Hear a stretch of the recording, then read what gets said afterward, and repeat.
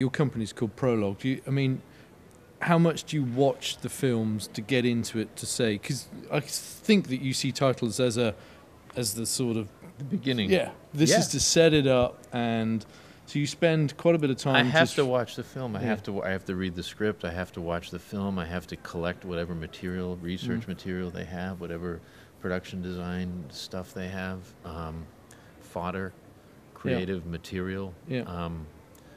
And that's where the idea comes from. And Prologue, one of the reasons it's called Prologue is because I've really gotten more into, they have a test screening, and someone realizes that some of the backstory isn't clear, or some aspect of the movie isn't clear. Okay, So that's interesting. For example, and I'm doing a lot, I've almost become a specialist at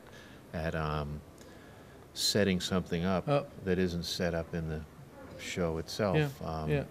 I mean, Hulk, we just did the Hulk, and whether the end result is good or bad, millions of people talked about on the internet how it encapsulated the whole backstory, the origin story, in 2 minutes. And everyone was like, how could they tell that whole story in 2 minutes? But that was the whole challenge. So, and I think 7 is memorable because it became the first scene of the movie. It's not... I don't think you can separate it from the movie itself. No, I don't think you can. No, and I think that's to your credit. That was more of a credit to David Fincher, really, because I think that he knew that it was part of a larger whole, and he knew that he needed to set up the killer, John Doe, and I'm working with him now, actually not on a title, on something else, but I'm just reminded of how. He's just really smart, and it's really, when you have a really a brilliant client like that, and a visually sophisticated client like that, it's kind of hard to, he wouldn't let me go too far. No.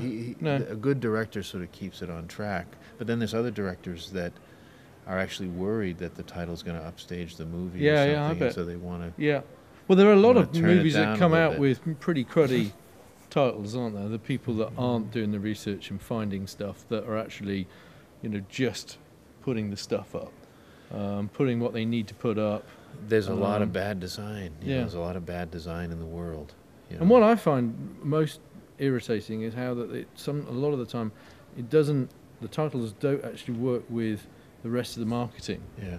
The poster doesn't share the type, or doesn't, and I just find that really odd. And I guess that's to do with the production. Well, there's specialists, there's marketing, there's But if you think of the good ones, like, Jaws, for example, or Alien, where it all shares, and Kubrick stuff all shares the same look, and then you get other people that they just don't. Somebody. Well, look at the ones that you just named. They all have directors. Yeah, I suppose so. That Steven Spielberg can say. Yeah. I want the Jurassic Park thing to be throughout the whole campaign, whereas a lot of other directors don't have more power than the studio marketing people. They don't have a say in what they do. And one marketing person is thinking that this will sell the movie, and I appreciate that it's all part of a package, and I think it's possible to make it all part of a package, but I also think that the main title has a different piece of work to do sometimes. Early in my working life, I was reading that Saul Bass said that a main title sequence is a metaphor for the movie, and I was pitching Goodfellas to Martin Scorsese through R. Greenberg, and I was trying to think of all these metaphors of gangsters and everything, and that wasn't the problem. You got yourself tied up in a whole load of knots. And he wasn't happy at all, and he kept saying, what, because I wasn't watching the beginning that he already cut. He had Ray Liotta looking in the trunk and saying, though I've gone from rags to riches. It's like they're in the car and they say, what's that in the trunk? And he started saying, I like those titles that Saul Bass. Do you know Saul Bass he used to do? I said, oh yeah, Saul Bass. He's still around. He's in L.A. And I got fired. And Saul Bass did Goodfellas. And the guy who said, it's a metaphor for the movie, did this thing that I would argue, it's just cars going by. It's like, zzz, zzz. It's an intercutting little animating, panning type. And It has nothing to do with the movie. It's not a metaphor at all. No. It just works with the beginning that he already had. And that's my point, is that the beginning may not necessarily be what the idea that gets people to go to the movie. No, is. sure. Like you got to Sure. be sensitive No. to what No. how the thing opens. Yeah. Well, listen, I But think if you can it's do a both, separate you thing. transcend the argument, I guess. If you But can. I think it's separate. But I think if you could use the elements Exactly. that pull people in, but once they're in, I would argue it's a setup of the film. But I have I've met all these designers that go right at it, trying to think of a metaphor for the movie. No. And it's a No, sort of I wouldn't wanna be- it's a self-indulgent exercise, and they make these great things. It's like, did you watch the movie? Have you seen the first scene? Did you read the script? And it's, it's good for me because I can compete with people that don't even read the script. Yeah, if you look at, if I look at, you don't even know what the problem is. How are you gonna? if I look at Blood Simple, the Coens, which is brilliant, the way that they're driving, and it is just part of the film. Yeah. And the wiper comes on, or the type comes on, and it just gets you straight into the film. Yeah. And I would have said that's what it's all about. I wanted to ask, the other question was, have you ever wanted to do your own films, shorts, is it a natural progression to move to producing and or is it's a long for an off-camera conversation? The suggestion is that it's a natural progression to be a director, and it's something that I've always wanted to do,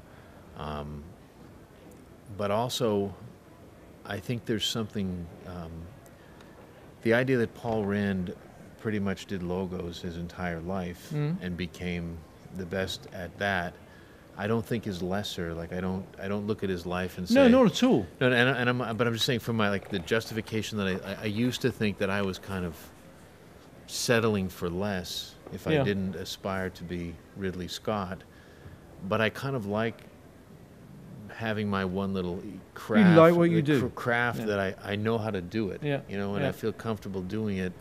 And I had business partners previously in my last company that would be thinking of business plans and, rightly so, saying we should be moving into experience design or architectural, architectural things. And I would say that's fantastic, and we should definitely do that. But I want to do main titles, regardless of